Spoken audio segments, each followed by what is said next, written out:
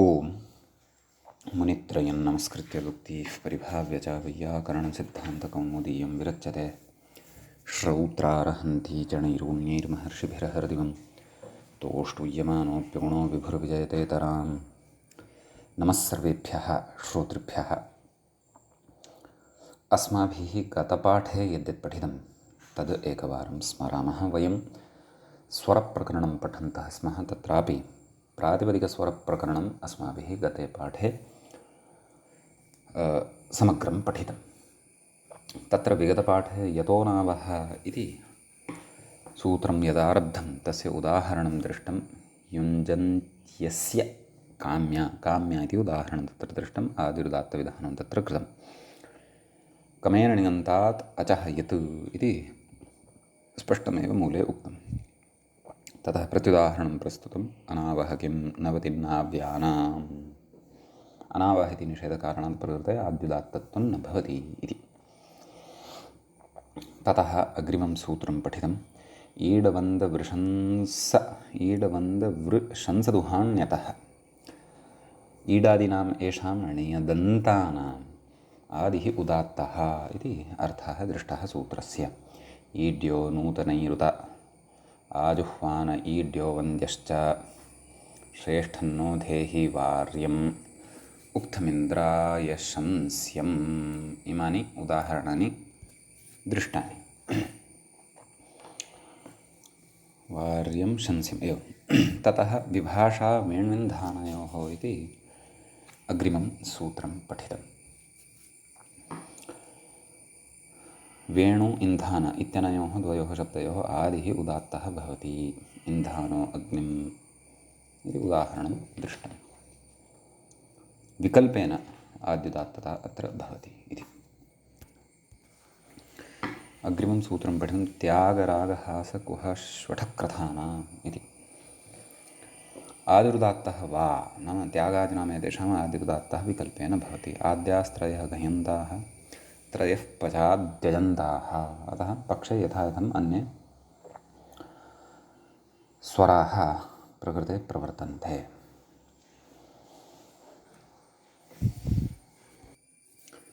मतोः पूर्वात् संज्ञायां स्त्रियाम् इति अग्रिमं सूत्रं यत् पठितं तस्य अर्थः दृष्टः। मतोः पूर्वम् आकारः उदात्तः स्त्रीनाम्नि इति।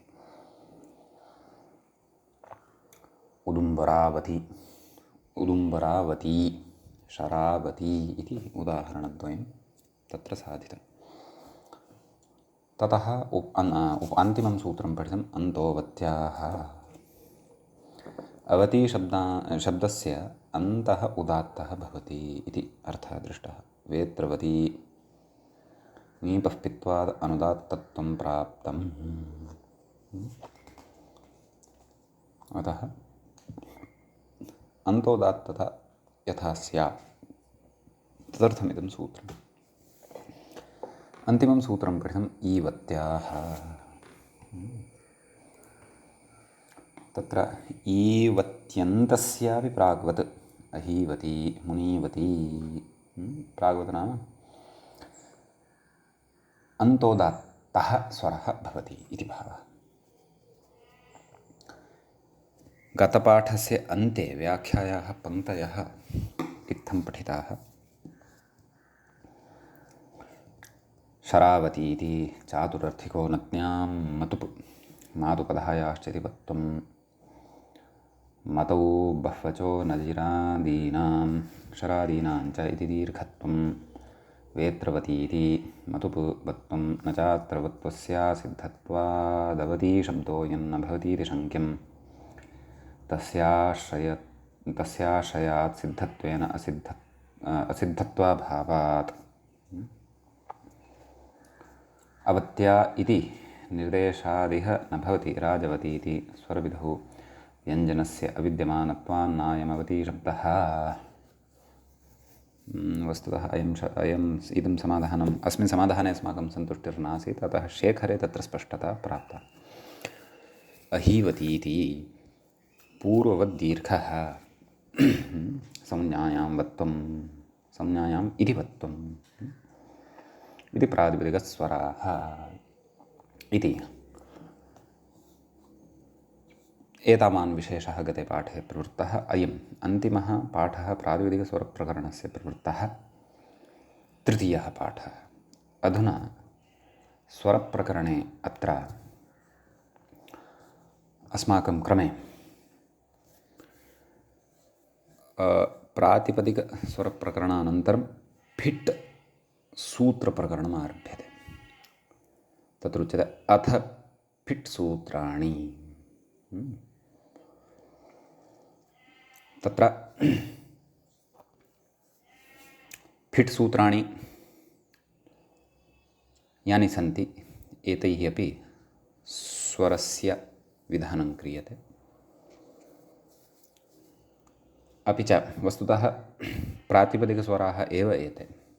कुतः? यतः फिट् इति प्रातिपदिकस्य एव संज्ञा भवति, तदग्रे वक्ष्यते। किञ्च अस्य फिट् सूत्रप्रकरणस्य अथवा फिट् सूत्राणां येषां तत्र अस्माकं क्रमे प्रथमः पाठः आरब्धः भवति। अधुना अत्र 4 पादाः वर्तन्ते। 4 पादेषु फिट् सूत्रप्रकरणमिदम् अथवा इमानि फिट् सूत्राणि निबद्धानि वर्तन्ते। आहत्य 87 सूत्राणि अत्र वर्तन्ते। प्रथमे पादे तावत् अन्तोदात्त इति अधिकारे स्वरविधानं वर्तते। द्वितीये पादे आद्युदात्तः इति अधिक्रियते। तृतीयपादे द्वितीयः यः अच् भवति तस्य स्वरविधानं नाम मध्योदात्तता विधीयते। चतुर्थे पादे पर्यायेण उदात्तता उक्ता वर्तते। तदिदं सर्वमपि अस्माभिः क्रमशः अत्र पठिष्यते। तत्र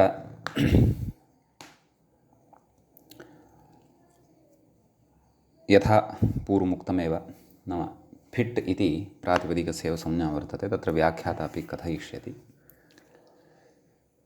सूत्रारम्भात् पूर्वं प्रकृते तत्र कः अस्य रचयिता, नाम फिट् सूत्राणां रचयिता कः इति अस्माभिः ज्ञातव्यम्। इचेत् आचार्यः शान्तनुः येषां सूत्राणां रचयिता भवति। तत्र चतुर्थपादान्ते वक्ष्यते इति शान्तनवाचार्य प्रणीतेषु फिट् सूत्रेषु तुरीयः पादः। एवं खलु? अतः एवं रीत्या ऐतिह्यं वर्तते। यद्यपि पाणिनीयनियमानि सूत्राणि न वर्तन्ते, परन्तु पाणिनीयशास्त्रे एतेषां प्रयोगः क्रियते। यथा उणादयः वर्तन्ते खलु, उणादयो बहुलमिति सूत्रेण तेषां यद्यपि परिगणनं साक्षादेव सूत्रकारेण कृतं, परन्तु प्रकृते भाष्यादिज्ञापकबलात् पाणिनीयशास्त्रे फिट्सूत्राणामपि प्रयोगः भवति इति अस्ति। इति शान्तनवः कश्चन अस्ति, नाम शान्तनु इत्यस्यापि अपत्यादिषु कोऽपि स्यात् वा इति द्रष्टव्यम्। एवं तर्हि अयं विषयः महाभाष्यादि प्रामाण्यपूर्वकतैव अग्रे वक्ष्यते, व्याख्याता वदिष्यति। नाम अत्र भाष्यात्सम्मतमेव वर्तते।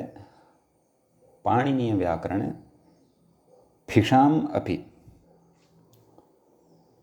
सूत्राणां, नाम फिट् सूत्राणां प्रयोगः भवति इति। अतः तत्र आरम्भम् अधुना कुर्मः। अथ फिट् सूत्राणि, मूले व्याख्यायां च सूत्रं दृश्यते, फिषोऽन्त उदात्तः इति। तत्र फिषः इति पञ्चमी षष्ठीविभक्तेः एकवचनान्तं भवति। मूलतः अत्र शब्दः भवति फिष् इति। फिट् फिड् फिषौ फिषः एवं रीत्या रूपाणि अत्र ज्ञेयानि। अन्तः इति प्रथमान्तम्, उदात्तः इति प्रथमान्तम्। तत्र प्रातिपदिकं फिट् इति मूले कथयति खलु, व्याख्याता कथयति फिट् इति पूर्वाचार्यप्रसिद्ध्या प्रातिपदिकमुच्यते। नाम प्रातिपदिकस्य पूर्वाचार्यकृता संज्ञा वर्तते। सा च संज्ञा शान्तनवाचार्येण प्रकृते गृहीता वर्तते। अत्र एकः विचारः मया यः आरब्धः आसीत्, नाम शान्तनुः इति आचार्यो वा शान्तनवाचार्यः इति वा, यतः अन्ते पश्यन्तु भवन्तः तत्र लिखितम् इति शान्तनवाचार्यप्रणीतेषु।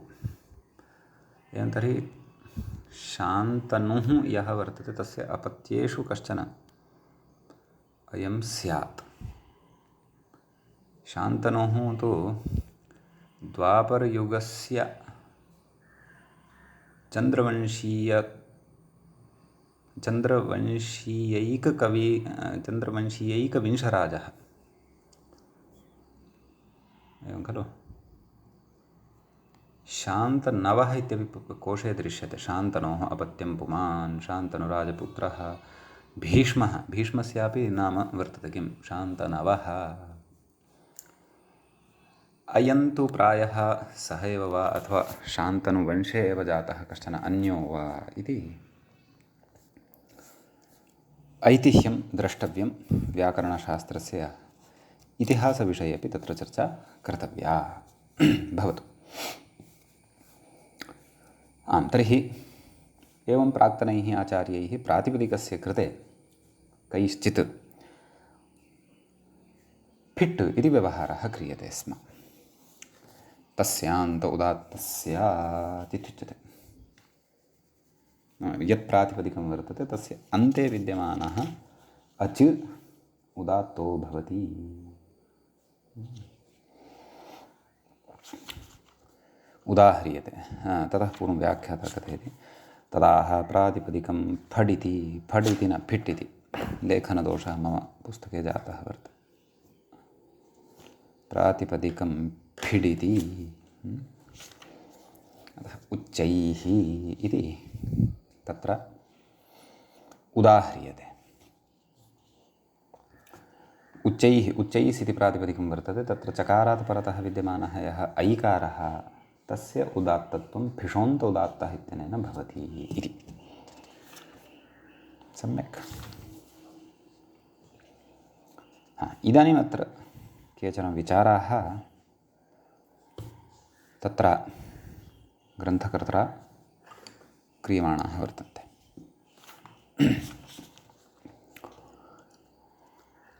कथयति नाम तत्र व्याख्यात्रा ननु कथम् अपाणिनीयानि सूत्राण्युपन्यस्यन्ते वा न वा। फिट् सूत्राणि पाणिनिना तु न रचितानि, तथापि अत्र कौमुद्यां नाम पाणिनीयं व्याकरणं दीक्षितेन उच्यमानं वर्तते। फिट् सूत्राणि कुतः अत्र उच्यमानानि सन्ति। कथयति पाणिनीयसूत्रैः यः स्वरः आयाति सः एव प्रमाणम्, एवं खलु। यश्च स्वरः इतः पूर्वं पठितः, यश्च स्वरः फिट् सूत्रप्रकरणानन्तरं पठनीयः, तस्यैव प्रामाण्यं खलु भवेत्। तथा च शताच्चठन्यता वशते इति सूत्रे कैयटः नियतकालाश्च स्मृतयो व्यवस्थाहेतवः इति मुनित्रयमतेन अद्यत्वे साध्वसाधुप्रविभागः इति। नैतत् अपाणिनीयान्यपि फिट् सूत्राणि पाणिनीयैः आश्रीयन्ते भाषाज्ञापकात्। नाम कैयटेन यथा उक्तं, किमुक्तं, नियतकालाश्च स्मृतयः व्यवस्थाहेतवः इति मुनित्रयमतेन अद्यत्वे साध्वसाधु विभागः, नाम अयं साधु अयम् असाधु इति मुनित्रयमतं पुरस्कृत्य विभागः क्रियते खलु। तथा उच्यते नैतद् नाम तथा न। पाणिनीयान्यपि फिट् सूत्राणि पाणिनीयैः नाम पाणिनीयशिष्यैः आश्रीयन्ते, तेषाम् आश्रयः स्वीक्रियते। भाष्यात् ज्ञापकात् तत्र भाष्यं ज्ञापकं भवति। कथं भाष्यं ज्ञापकं भवति तदग्रे उच्यमानं वर्तते। किं तथा च कथयति खलु व्याख्याता आद्युदात्तश्च इति सूत्रे भाष्यं किं प्रातिपदिकस्य चान्त इति प्रकृतेः अन्तोदात्तत्वं शास्ति इति। तथा तस्मिन्नेव सूत्रे प्रत्ययाद्युदात्तत्वस्यावकाशः यत्रानुदात्ता प्रकृतिः समत्वं सिमत्वम् इति न हि फिषोऽन्तो उदात्तः त्वत् तव सम सिमेत्यादि फिडसूत्राश्रयणं विना प्रकृतेः अन्तोदात्तत्वं सर्वानुदात्तत्वं च सम्भवति न सम्भवति इति भावः। न सम्भवति इति दिक्। अतः तत्र प्रकृतेः अन्तोदात्तत्वं सर्वानुदात्तत्वं यदि वक्तव्यं तर्हि फिट् सूत्राणाम् आश्रयः स्वीकर्तव्यः एव खलु इत्यत्र भाष्यं ज्ञापकं भवति। समीचीनम्। अतः तद्भाष्यं पुरस्कृत्यैव प्रकृते ग्रन्थकारेण तत्र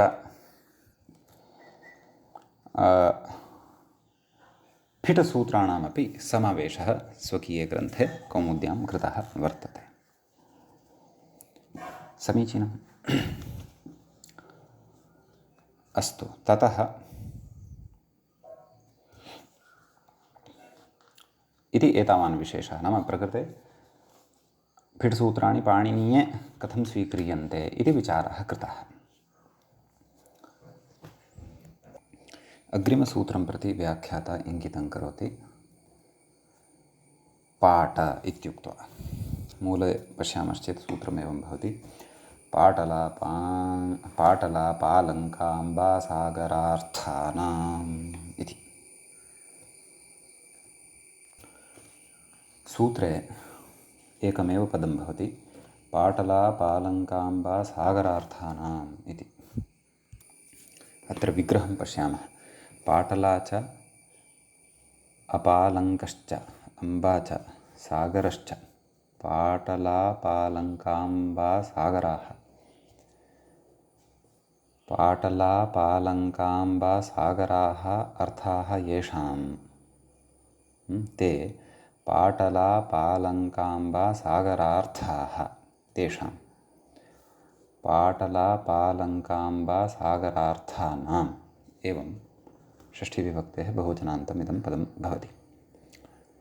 अपि च इतरेतरयोगद्वन्द्वगर्भबहुव्रीहिः च अत्र भवति। फिषोऽन्त उदात्तः इति समग्रं सूत्रमपि अत्र अनुवर्तते। मूले कथयति एतदर्थानाम् अन्तः उदात्तः, नाम शेषपूरणेन सूत्रार्थः उक्तः वर्तते।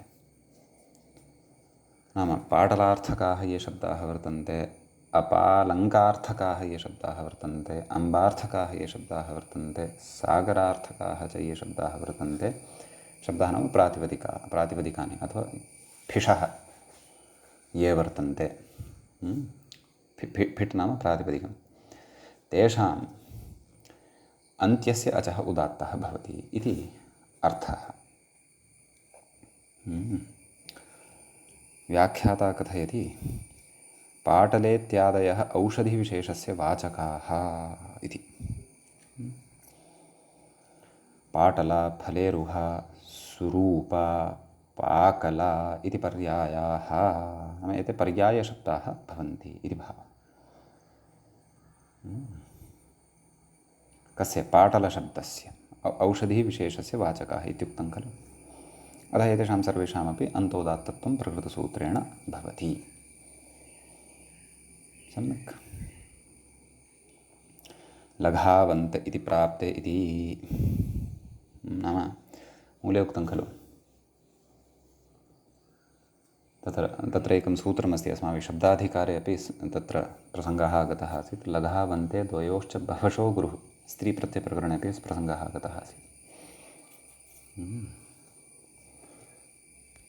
एतेन सूत्रेण गुरुसंज्ञकः यः भवति तस्य एव उदात्तत्वस्य प्राप्तिः आसीत्, एवं खलु।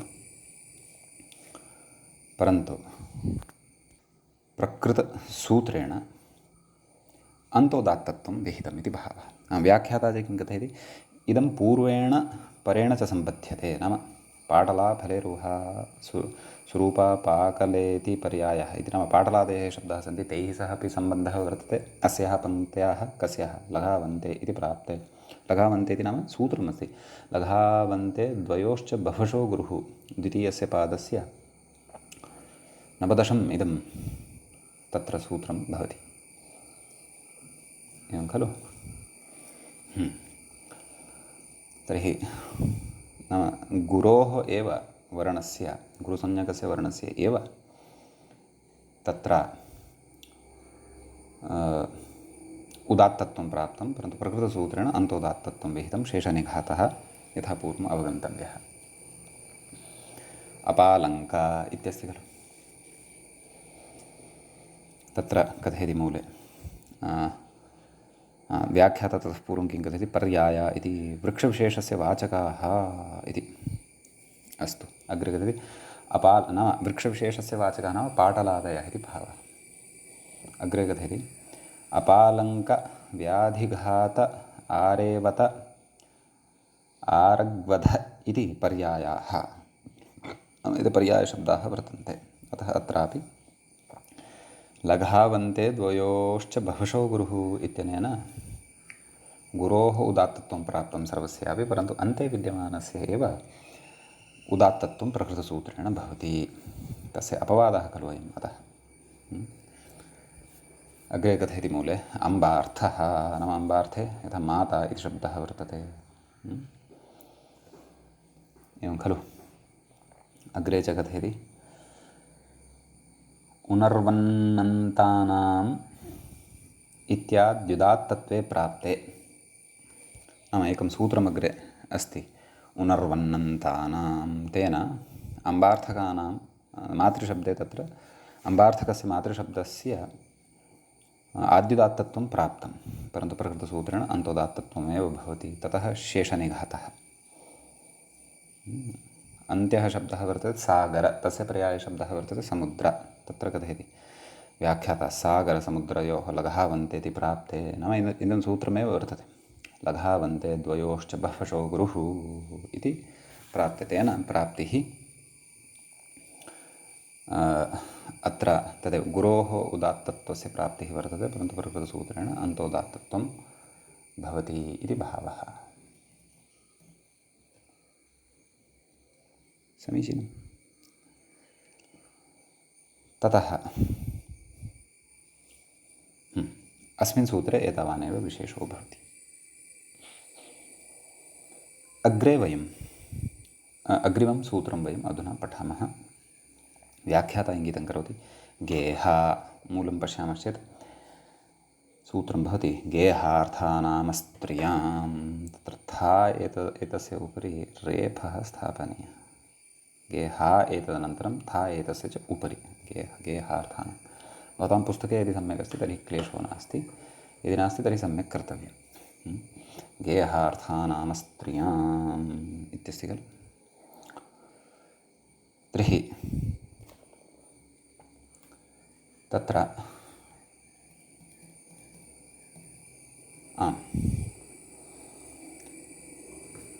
गेहार्थानाम् इति षष्ठीविभक्तेः बहुवचनान्तं भवति, अस्त्रियाम् इति सप्तमीविभक्तेः एकवचनान्तं भवति। समीचीनं।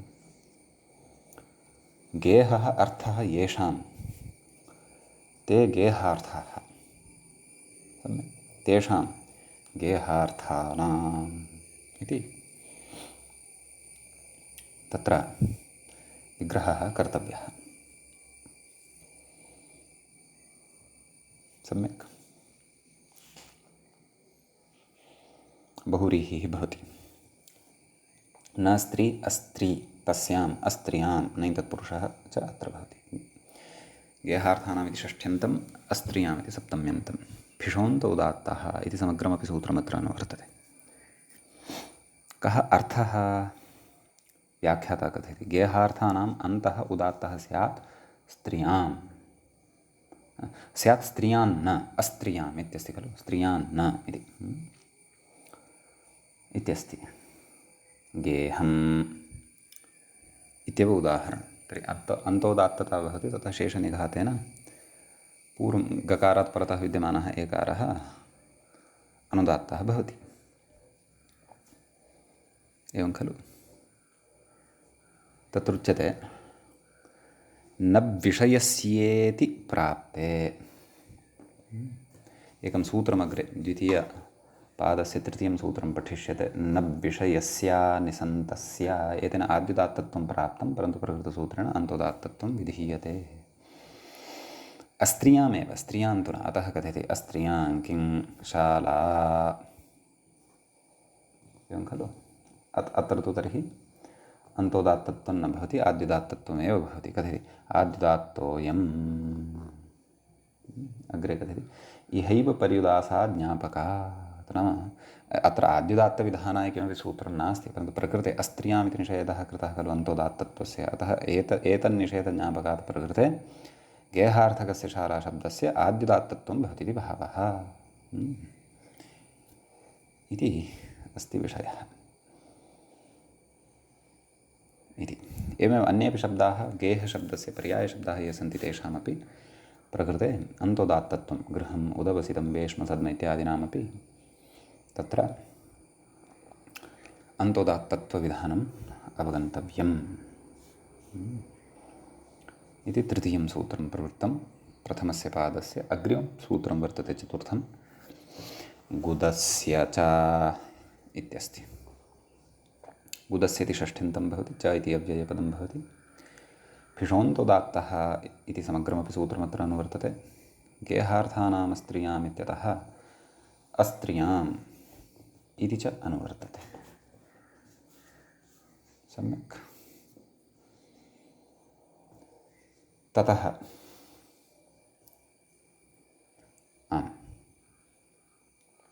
व्याख्याता कथयति अगेहार्थमिदं। सूत्रार्थः मूले उक्तः अन्तः उदात्तः स्यात् न तु स्त्रियां। नाम गुदशब्दस्य अन्तः यः वर्तते तस्य उदात्तत्वं भवति, परन्तु स्त्रियां तु अयं विषयः न प्रवर्तते। तर्हि गुदशब्दे दकारात् परतः विद्यमानः यः अकारः तस्य अन्तोदात्तता भवति। परिशेषात् शेषनिघातः अनुदात्तं पदमेकवर्जमिति द्रष्टव्यम्। सम्यक्। अत्र प्रत्युदाह्रियते किम् अस्त्रियां किम् आन्त्रेभ्यस्ते गुदाभ्यः।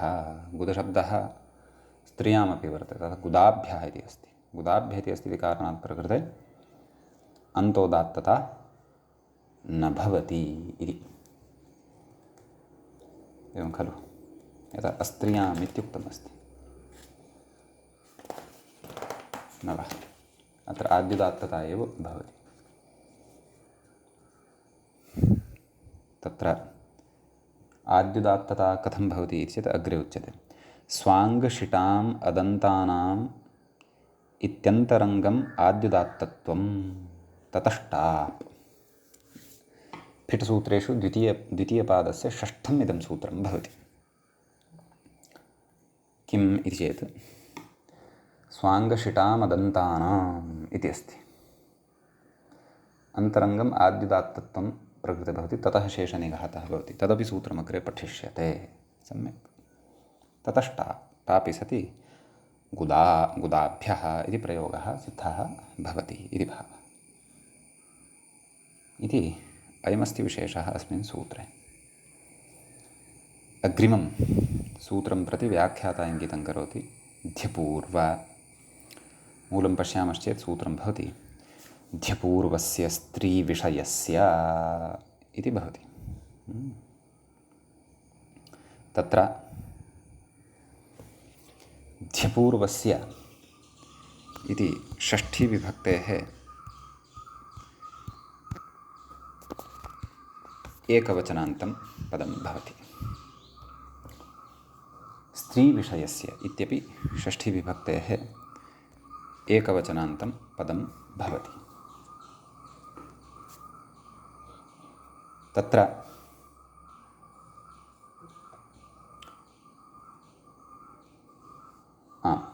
विग्रहः द्रष्टव्यः। ध्यपूर्वस्य इत्यस्य आदौ विग्रहं पश्यामः। ध च यश्च ध्यौ तौ पूर्वौ यस्य सः ध्यपूर्वः तस्य ध्यपूर्वस्य इतरेतरयोगद्वन्द्वगर्भः बहुव्रीहिः अत्र भवति। स्त्रीविषयस्य स्त्रियाः विषयः स्त्रीविषयः तस्य स्त्रीविषयस्य षष्ठी तत्पुरुषः च तत्र भवति। फिषोन्तोदात्तः इति समग्रमपि सूत्रमत्र अनुवर्तते। सूत्रार्थः द्रष्टव्यः। धकारयकारपूर्वः यः अन्त्यः अन्त्यः अच् एवं खलु स्वरविधानम् अचः एव भवति खलु, अतः ततः अयमर्थः लभ्यते। धकारयकारपूर्वः यः अन्त्यः अच् सः उदात्तः भवति। उदाह्रियते। व्याख्याता कथयति धकारेति नित्यस्त्रीलिङ्गस्येति शेषः स्त्रीविषयस्य नाम नित्यस्त्रीलिङ्गस्य अन्तर्धा इति। तत्र अन्तर्धा इति पश्यन्तु। अन्तर्धा इत्यत्र अन्ते अच् अस्ति खलु आ, तस्मात् पूर्वं धकारः अथवा यकारः अस्ति वा इति चेत् अस्ति। कः अस्ति? धकारः अस्ति। अतः अन्तर्धा इत्यस्य शब्दस्य अन्तोदात्तत्वं प्रकृतसूत्रेण भवति। ततः शेषनिघातः अनुदात्तं पदमेकवर्ज्यम्। समीचीनं। ततः उच्यते प्राप्त इति मूले पश्यन्तु। स्त्रीविषयवर्णनाम्नामिति प्राप्ते। प्राप्त इति तत्र एकारः योजनीयः। यदि भवतां पुस्तके पाठः न नष्टः तर्हि चिन्ता नास्ति। इदं सूत्रं भवति एकं। द्वितीयपादस्य 20तमं सूत्रं भवति स्त्रीविषयवर्णाक्षुपूर्वाणाम् इति। आद्युदात्ते प्राप्ते इत्यर्थः। नाम तेन आद्युदात्तता प्राप्ता, परन्तु प्रकृतसूत्रेण अन्तोदात्तता भवति इति भावः। समीचीनं। ततः अग्रे मूले छाया माया जाया नाम एते त्रयः शब्दाः योपधाः वर्तन्ते। ध्वोपदस्य उदाहरणं तु अन्तर्धा इति पठितं। योपदस्य उदाहरणम् इदं वर्तते। प्रकृते ध्यपूर्वस्य स्त्रीविषयस्य इत्यनेन सूत्रेण अन्तोदात्तता क्रियते। शेषनिघातेन अनुदात्तस्वरः प्रथमः स्वरः सर्वस्मिन्नपि प्रातिपदिके भवति। समीचीनं। ततः अग्रे उच्यते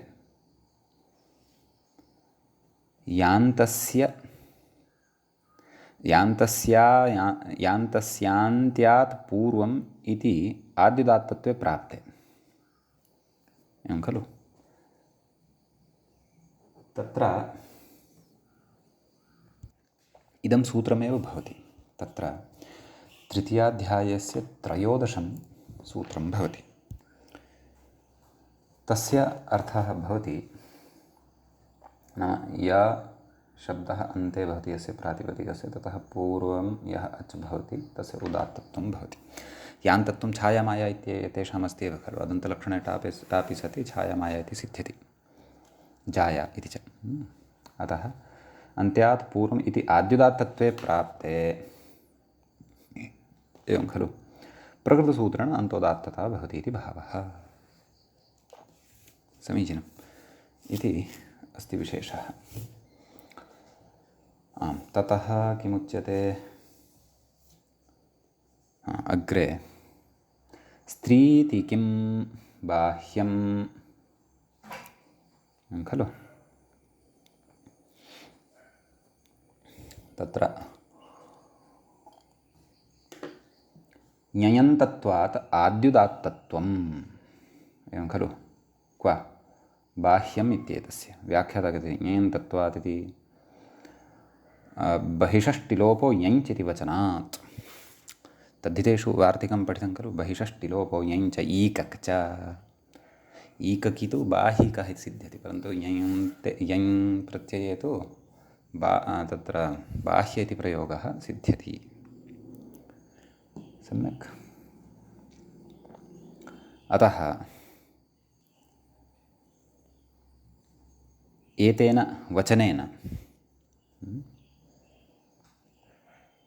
नाम बाह्य इति शब्दः ञै प्रत्ययान्तः इति कृत्वा प्रकृते आद्युदात्तत्वं केन नित्यादिर्नित्यम् इत्यनेन सूत्रेण आद्युदात्तता भवति इति भावः।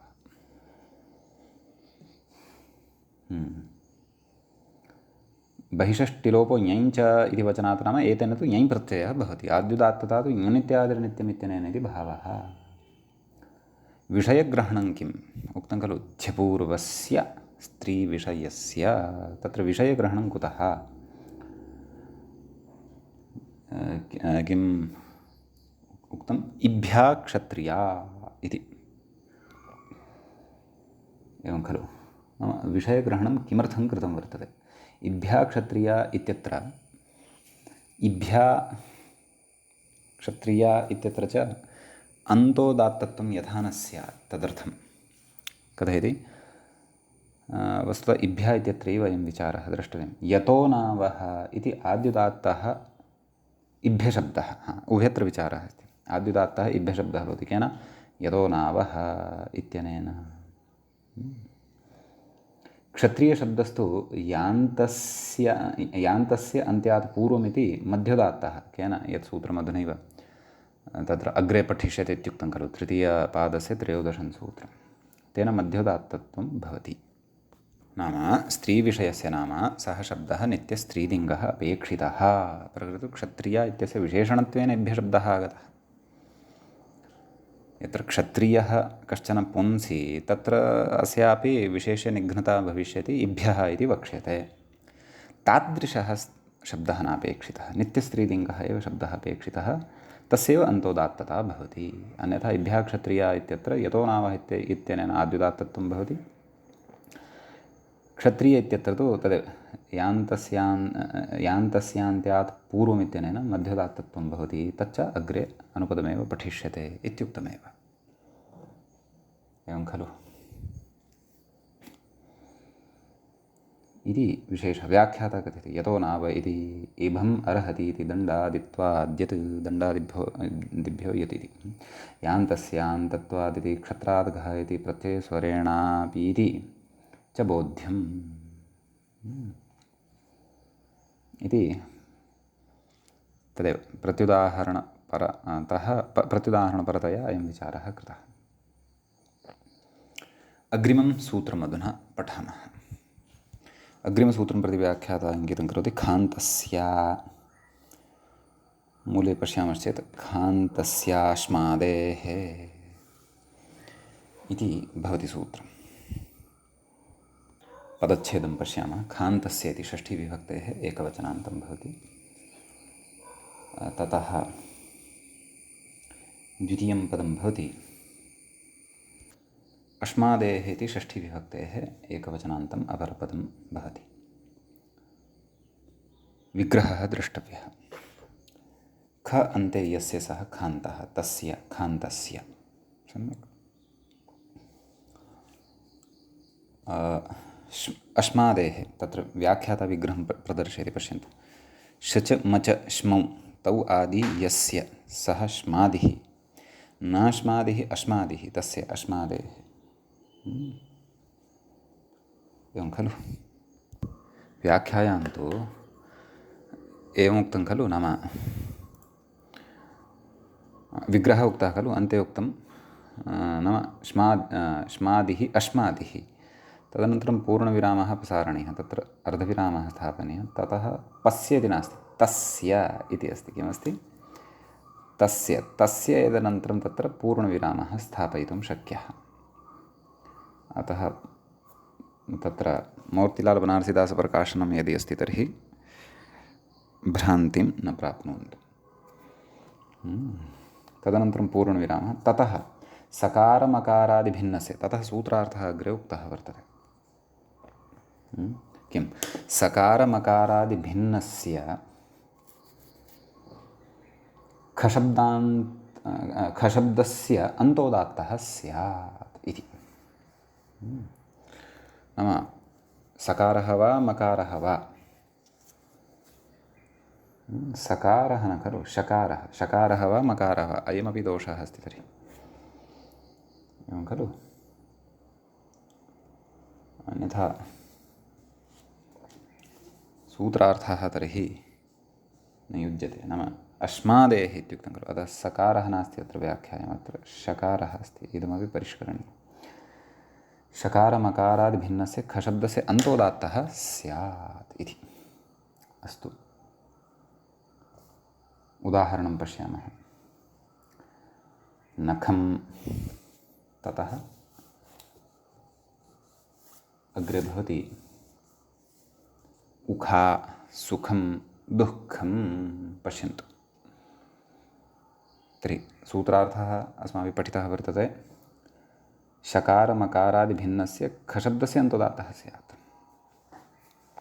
तर्हि नखम् उखा इत्यत्र सर्वत्रापि वयं खकारात् पूर्वं, न चतुर्षु अपि उदाहरणेषु खकारात् पूर्वं न तु वयं शकारं पश्यन्तः स्मः, न च वयं मकारं पश्यन्तः स्मः। अतः सर्वत्रापि अन्तोदात्तता प्रकृतसूत्रेण अवगन्तव्या। शेषनिघातः सर्वत्रापि अनुदात्तं पदमेकवर्जमित्यनेन द्रष्टव्यः। अग्रे कथयति मूले, नखस्य स्वाङ्गशिटाम् इत्याद्युदात्तत्वे प्राप्ते। स्वाङ्गशिटामदन्तानां द्वितीयपादस्य षष्ठं सूत्रम् अग्रे पठिष्यते। उखा नाम भाण्डविशेषः, इत्युदात्ते प्राप्ते नाम प्रकृतसूत्रेण अन्तोदात्तता इति भावः। अग्रे कथयति, उखा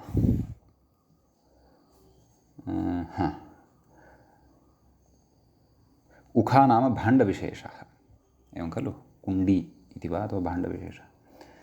तस्य कृत्रिमत्वात् खय्युर्व्रण, कृत्रिमाख्या चेदित्युवर्णस्य उदात्तत्वे प्राप्ते। तस्य कृत्रिमत्वात् खय्युवर्णं कृत्रिमाख्या चेत् इति वर्णस्य उदात्तत्वे प्राप्ते। एकं सूत्रमस्ति, द्वितीयपादस्य अष्टमं सूत्रम् अग्रे पठिष्यते। खय्युवर्णं कृत्रिमाख्या चेत् इति सूत्रं वर्तते। खय्युवर्णम्, एवं खलु, खय्युव्रणम् इति न। अतः अत्रापि लेखने ईषद्दोषः जातः अस्ति। खय्युवर्णं सम्यक् कृतमेव पुस्तके। अस्तु, कृत्रिमाख्या चेत्, अस्तु, तेन किं प्राप्तम् इति उवर्णस्य उदात्तत्वं प्राप्तं, परन्तु तदपि नापेक्षितम्। अतः प्रकृतसूत्रेण अन्तोदात्तत्वं भवति। सुख अपि च दुःख इत्यनयोः विषये कथयति। सुखदुःखयोः न विषयस्येति प्राप्ते। न विषयस्या निसन्तस्य, द्वितीयाध्यायस्य तृतीयमिदं सूत्रं भवति, पठिष्यते, क्षन्तव्य, द्वितीयपादस्य तृतीयं सूत्रं भवति, अग्रे पठिष्यते। तेन आद्युदात्तता आसीत्, परन्तु प्रकृतसूत्रेण अन्तोदात्तता भवति। सम्यक् इति अस्ति विषयः। अग्रे इदानीं दलकृत्यानि उच्यन्ते। शिखा, अश्मादेः किं शिखा मुखम्। अत्र खकारात् पूर्वम् एकत्र शकारः वर्तते, अपरत्र मकारः वर्तते। तयोः तु प्रतिषेधः कृतः अस्ति, एवं खलु। मुखस्य स्वाङ्गशिटामिति नव्विषयस्येति वा आद्युदात्तत्वं, नाम आभ्यां द्वाभ्यां सूत्राभ्याम् आद्युदात्तत्वं भवति। कस्य? मुखशब्दस्य। शिखायास्तु शीङः खो निध्रस्वश्चेति, एवं खलु। इदमपि सूत्रमेव वर्तते, पञ्चमपादस्य पञ्चविंशतितमं सूत्रं। शीङः खो निध्रस्वश्च इति, एवं खलु। नाम एतेन तत्र क्षन्तव्यः, इदं सूत्रं तु औणादिकं वर्तते।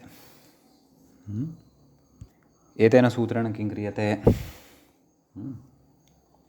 नाम शीङ् इति धातोः खप् प्रत्ययः विधीयते, नित्वन्तस्य भवति, ह्रस्वश्च धातोः विधीयते। कथम् इति उणादिषु नित्स्वरेण अन्तरङ्गत्वात् टापः प्रागेव, एवं खलु, स्वाङ्गशिटामिति वा बोध्यम् इति। नित्स्वरेण टापः प्रागेव तत्र अन्तरङ्गत्वात् नित्यादरनित्यमित्यनेन आद्युदात्तता भवति, अथवा स्वाङ्गशिटामदन्तानाम् इत्यनेन वा आद्युदात्तता अत्र प्राप्ता भवति। तन्मा भूते तदर्थं नैव नैव नैव तद्भवत्येव इति भावः भवत्येव यतः अस्य सूत्रस्य तु अत्र प्रवृत्तिः नास्ति कस्य खान्तस्याश्मादेः इत्यस्य तु प्रवृत्तिः नास्ति यतः खकारात् पूर्वं षकारः वर्तते अतः सम्यक् इति व्याख्याता किं कथयति पश्यामः ननु बहुषु उणादिपुस्तकेषु शीङो ह्रस्वश्चेत्येव पठ्यते एवं खलु नाम खो निध्रस्वश्च इति न पठ्यते इति भावः उहेः खो मूर्च इत्यतः खो अनुवर्तते ह्रस्वविधानसामर्थ्यात् गुणाभावः इति स्वयम् अपि उणादिष्वेवम् इति स्वयम् अपि उणादिषु एवमेव उक्तं केन एतेन ग्रन्थकारेण उणादिषु अपि एवमेव सूत्रार्थः उक्तः सूत्र उपन्यासः कृतः वर्तते तस्मात् पूर्वापर विरुद्धोऽयं ग्रन्थः इति अस्वरसादाः किम् अन्तरङ्गत्वादित्यादि नाम तत्र अन्तरङ्गत्वात् टापः प्रागेव स्वाङ्गशिटाम् इति वा बोध्यं टापः प्रागेव स्वाङ्गशिटाम् अदन्तानाम् इति टापः पूर्वमेव प्रकृते तत्र आद्युदात्तत्वं भवति इति अतः उणादिकल्पना पाठभेदेन कृता वर्तते पाठः तथा न दृश्यते शीङः खो ह्रस्वः इत्येव दृश्यते सूत्रमिति भावः नैव शीङः ह्रस्वश्च इत्येव दृश्यते सूत्रं परन्तु पाठभेदे यदि कस्यचित् सन्तुष्टिर्नास्ति तर्हि प्रकारान्तरेण प्रकृते आद्युदात्तत्वं वक्तव्यं केन फिटसूत्रेण तच्च किं स्वाङ्गशिटामदन्तानाम् इत्यनेन इति भावः अतः उणादिपरतया इत्यादिनित्यमित्येतस्य उपस्थापनाय तत्र अस्वरसः वर्तते दीक्षितमहोदय इति भावः एवं खलु इति एतावान् विशेषः अस्मिन् सूत्रे भवति अग्रिमं सूत्रम् अधुना पठामः तत्र व्याख्याता इङ्गितं करोति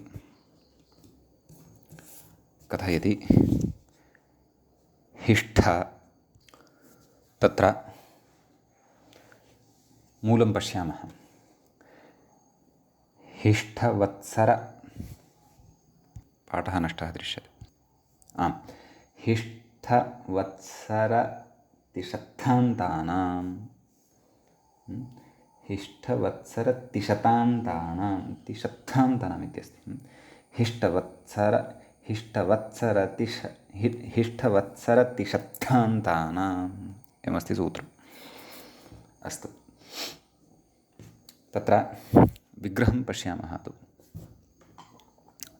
सूत्रे पदं तु एकमेव वर्तते षष्ठीविभक्तेः बहुवचनान्तमिदं पदं भवति हिष्ठश्च वत्सरश्च तिश्च शत च थश्च हिष्ठवत्सरतिशत्थाः एते नाम हिष्ठादयः अन्ते येषां ते हिष्ठवत्सरतिशत्थान्ताः तेषां हिष्ठवत्सरतिशत्थान्तानां खलु फिषोन्तोदात्तः इति समग्रमपि सूत्रमत्र अनुवर्तते शेषपूर्णेन सूत्रार्थम् उक्तवान् मूले किम् येषामन्तः उदात्तः स्यात् व्याख्याता कथयति येषामिति हिष्ठ वत्सरति शत् थ एतदन्तानामित्यर्थः किम् अन्तोदात्तता भवति न अन्त्यः अच् उदात्तः भवति इति भावः सम्यक् इत्यस्ति ततः अतिशयेन बहुलो बङ्हिष्ठः इति प्रयोगः साध्यः तत्र व्याख्याता कथयति बहुलशब्दात् अतिचायनेन तमविष्ठनौ इति इष्ठन् प्रियस्थिरस्फिर इत्यादि सूत्रमस्ति खलु दीर्घं प्रियस्थिरस्फिरोर्बहुल इत्यनेन बहुलस्य बङ्हिरादेशः बङ्हिष्ठ अतः प्रकृते तद् हिष्ठान्तः अयं शब्दः इति कृत्वा प्रकृतसूत्रेण अन्तोदात्तता भवति। कथयति नित्वात् आद्युदात्तत्वे प्राप्ते इष्ठन् इति नित् अस्ति खलु अतः नित्यादर्नित्यम् इत्यनेन आद्युदात्तता प्रकृते प्राप्ता भवति। सा मा भूत् अतः अस्मिन् सूत्रे हिष्ठान्तग्रहणं हिष्ठशब्दग्रहणं कृतं वर्तते। एवं खलु बङ्हिष्ठैरश्वैः सुवृता रथेन इति उदाहरणान्तरम् उपस्थापितं। बङ्हिष्ठैः अत्रापि अन्तोदात्तता अवगन्तव्या। एवं खलु प्रकृते वस्तुतः आद्युदात्तत्वं दृश्यते क्व बङ्हिष्ठैरश्वैः तदेव कथयति अग्रे एतादृशः अन्यः प्रयोगः अस्ति यत्र आद्युदात्तता वर्तते किं यद्वङ्हिष्ठं नातिविदे इत्यादौ व्यत्ययादाद्युदात्तः व्यत्ययो बहुलमित्यनेन आद्युदात्तता द्रष्टव्या।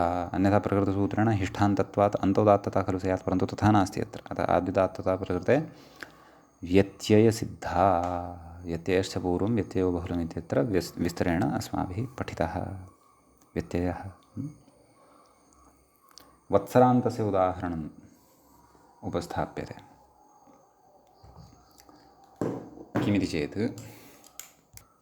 परिवत्सर इति अस्ति खलु तर्हि प्रकृते अपि तत्र अन्तोदात्तविधानं प्रकृतसूत्रेण भवति। कथयति अग्रे मूले कथयति परिवत्सरः अव्ययपूर्वपदप्रकृतिस्वरोत्तर बाध्यते इत्याहुः। तस्य च विधानं तत्र पाणिनेः सूत्रं वर्तते षष्ठाध्यायस्य द्वितीयपादस्य द्वितीयं सूत्रं तत्पुरुषे तुल्यार्थतृतीया सप्तम्यपमाना व्ययद्वितीया कृत्याः अव्ययपूर्वपदप्रकृतिस्वरः आद्युदात्तभूतः अत्र प्राप्तः भवति तस्यायमपवादः इत्याहुः इति कथयन्ति इति भावः। व्याख्याता कथयति क्वचित् संवत्सर इति पाठः नाम परिवत्सरः इति न संवत्सर इति दृश्यते क्वचित् उदाहरणत्वेन तत्र वसेश्च सम्पूर्वाच्चित् इति सरप्रत्ययस्य चित्वादपि सिद्धे सप्ततिरित्यादि नाम चित्वादपि सिद्धे इति नास्ति यत् सिद्धम् इति अस्ति पाठभेदः दृष्टः मया। अतः एतद् यदि भवतां पुस्तकेऽपि तथा अस्ति तर्हि शुद्धं कुर्वन्तु अन्यथा यथा अस्ति तथैव अस्तु। ततः सप्ततिरित्यादि इत्यस्ति अग्रे।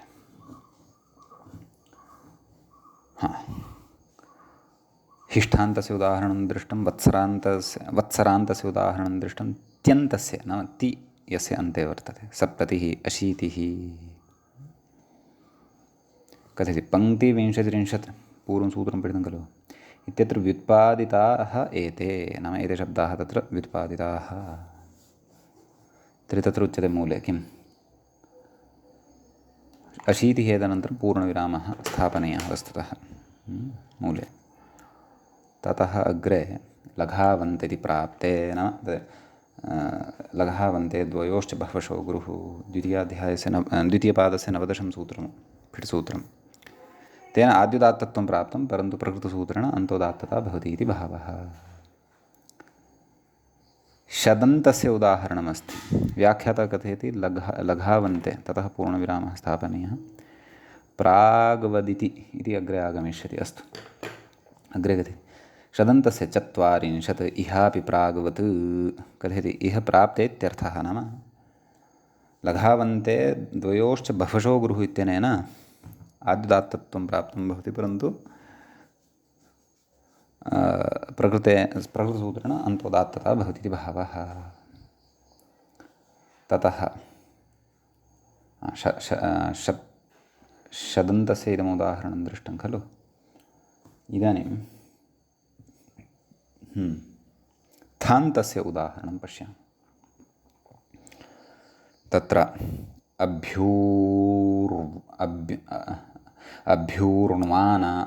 अभ्यूर्णुमान प्रभृतस्यायोः, अत्र प्रवृद्धस्य इति अस्ति, प्रवृद्ध इति शब्दः खलु, अतः प्रकृते थान्तता अस्य वर्तते। अत्रापि तदेव तत्पुरुषे तुल्यार्थतृतीया सप्तम्युपमानाव्ययद्वितीया कृत्याः इत्यनेन अव्ययपूर्वपदप्रकृतिस्वरः आद्युदात्तः प्राप्तः भवति, परन्तु प्रकृतसूत्रेण थान्तत्वात् हिष्ठवत्सरतिषत्थान्तानाम् इत्यनेन अन्तोदात्तता अवगन्तव्या भवति। तदेव मूले उक्तम् अव्ययपूर्वपदप्रकृतिस्वरोऽत्र बाध्यते इत्याहुः नाम इति कथयन्ति इति भावः। थाथादिसूत्रेण गतार्थमेतत् इत्यपि कथयति खलु। तत् किं सूत्रम् इति चेत् थाथघञ्ताजपित्रकाणाम् इति पठनीयमस्ति अग्रे, एवं खलु। एतेन गतार्थता नाम तेनैव अत्र यद् कर्तव्यं भवति तद् भवति, अतः प्रकृते थान्तग्रहणम् अपेक्षितमिति नास्ति। परन्तु शान्तनवाचार्यः पाणिनेः प्राक्तनः यदि, तर्हि तु तदीयं व्याकरणं भिन्नम् इदम् अस्तु। ऐतिह्यं तद्विषये तु द्रष्टव्यम्। अग्रिमं सूत्रं पश्यामः। दक्षिणस्य साधौ इत्यस्ति। दक्षिणस्य इति षष्ठीविभक्तेः एकवचनान्तं भवति। साधौ इति सप्तमीविभक्तेः एकवचनान्तं भवति। तत्र भिषोन्त उदात्तः इति समग्रमपि सूत्रमनुवर्तते। शेषपूर्णेन सूत्रार्थः उच्यते अन्त उदात्तः स्यात्, नाम साधु साध्वर्थे गम्यमाने तत्र यः अन्त्यः अच भवति तस्य उदात्तत्वं भवति इति भावः। नाम शेषपूर्णेन सूत्रार्थः यः उक्तः अन्तः उदात्तः स्यात्, नाम दक्षिणशब्दः साध्वर्थे यदि प्रयुज्यते तर्हि तस्य अन्तोदात्तता भवति इति अर्थः अवगन्तव्यः। तदेव कथयति व्याख्याता, पश्यन्तु। अस्य अन्तः उदात्तः स्यात् प्रावीण्ये अर्थे। प्रावीण्य नाम साधुशब्दात् अत्र प्रावीण्यार्थः गृहीतः वर्तते इति भावः, एवं खलु। तत्र वीणायां दक्षिणः प्रवीणः इत्यर्थः इति कथयति व्याख्याता, एवं खलु। परन्तु ततः पूर्वम् उदाहरणोपस्थापनात् पूर्वं मूले किम् उक्तं वर्तते पश्यामः। साधुवाचित्वाभावे तु व्यवस्थायां सर्वनामता स्वाङ्गशिटामित्युदात्तः। किमुच्यते? व्यवस्थायां सर्वनामतया, एवं खलु। सर्वनामता प्रकृते भवति इति कृत्वा सर्वनामतया स्वाङ्गशिटां सूत्रमस्ति खलु, स्वाङ्गशिटामदन्तानाम् एतेन आद्युदात्तत्वं भवति। सर्वनामसंज्ञाकारणात् स्वाङ्गशिटामदन्तानाम् इति प्रवर्तते इति तस्य सूत्रस्य पठनानन्तरम् इतोपि विषयः अयं स्फुटः भविष्यति। अर्थान्तरे तु व्यवस्थायामसंज्ञायां पूर्वपरावरदक्षिणोत्तरापराधरणे व्यवस्थायामसंज्ञायाम्, एवं खलु। अस्तु, अग्रे कथयति। अर्थान्तरे तु लघावन्त इति गुरूदात्तः खलु, नाम तदेव लघावन्ते द्वयोश्च बहवशो गुरुः इत्यनेन गुरुः उदात्तः भवति। दक्षिणः सरलोदारपरच्छन्दानुवर्तिष्विति कोशः, कोशवाक्यं प्रकृते प्रदत्तं वर्तते। तद् दक्षिण इति शब्दः अन्तोदात्तः प्रकृतसूत्रेण विधीयते इति अत्रत्यः विशेषः वर्तते। अग्रिमं सूत्रं व्याख्याता न स्पृशन्नस्ति, सः ततोपि अग्रिमं सूत्रं कथयन्नस्ति। अग्रिमं सूत्रमादाय वयम् अग्रिमे पाठे उपस्थिताः भविष्यामः। फिट् सूत्रप्रकरणस्य प्रथमम् एतं पाठम् अत्रैव उपसंहरामः। मङ्गलं कुर्मः। मुनित्रयं नमस्कृत्य उक्तिः परिभाव्य च वैयाकरणसिद्धान्तकौमुदीयं विरच्यते। श्रौत्रार्हन्ति च नैर्गुण्यैर्महर्षिभिरहृदिवं तोष्टूयमानोऽप्यगुणो विभुर्विजयतेतराम्। एवञ्च फिट् सूत्राणां प्रथमस्य पादस्य अथवा फिट् सूत्रप्रकरणस्यास्य अयं प्रथमः पाठः अस्माकं क्रमे सम्पन्नतां गतः। नमः सर्वेभ्यः श्रोतृभ्यः भवद्भ्यः।